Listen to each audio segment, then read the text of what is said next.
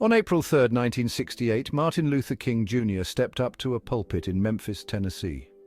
The world listened. He was a beacon of hope, a leader in the fight for civil rights. This speech, "I've been to the mountaintop," would be his last. The next day he was gone, assassinated, but his words still resonate. They are a call to action, a plea for justice that echoes through time. King's visit to Memphis was in support of striking sanitation workers. These workers, mostly black men, faced terrible conditions and low wages. King saw their struggle as part of a larger fight. He was fighting for economic justice. He was fighting for human dignity. He was fighting for the soul of America. The atmosphere in the church that night was electric. People felt the weight of the moment. They knew King was risking his life. He had received death threats before, but he refused to be silenced. His voice rang out, powerful and clear, urging his audience to continue the fight for equality. His words were not just for the people in that room. They were for all of us. He was speaking to the future, to a world he dreamed would be free from hate and oppression. His message was simple yet profound. We must never stop fighting for what is right. "I've been to the mountaintop" is not a triumphant speech. It is a sobering reminder of the cost of freedom.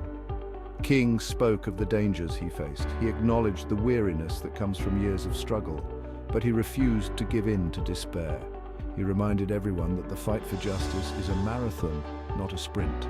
King drew strength from the past. He spoke of the countless activists who came before him. He honored their sacrifices. He reminded the audience that they were not alone. He knew that progress could be slow and painful.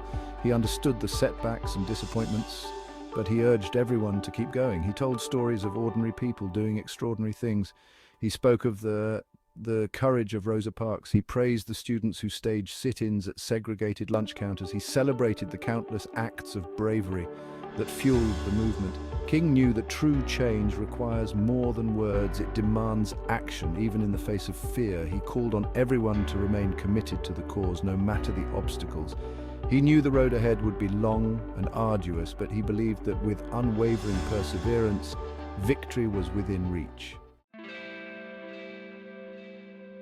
Even in the face of adversity, King's speech is infused with hope. He spoke of a future where his children would be judged not by the color of their skin, but by the content of their character. He envisioned a society where equality reigned supreme, where justice flowed like water and righteousness like a mighty stream. This vision was not a naive dream. It was a goal, hard fought and hard won. King believed in the power of love to overcome hate. He believed in the inherent dignity of every human being. He believed that a better world was possible. His optimism was infectious. He reminded his listeners that they were on the right side of history. He assured them that their sacrifices would not be in vain.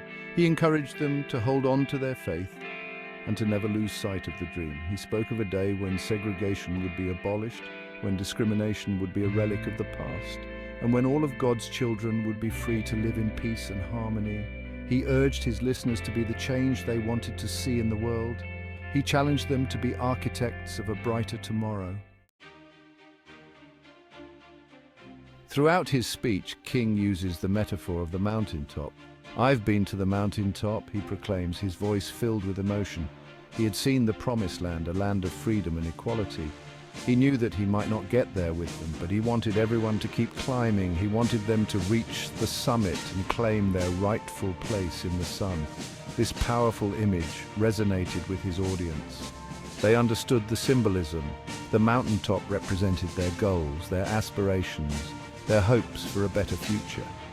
The climb was arduous, fraught with danger and uncertainty, but the view from the top, the promise of a brighter tomorrow, made the struggle worthwhile.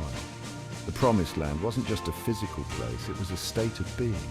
It was a society free from oppression, where everyone had an equal chance to succeed. It was a world where justice prevailed and love conquered all. King's words painted a vivid picture of this Promised Land. He described a society where his children would be judged not by the color of their skin, but by the content of their character.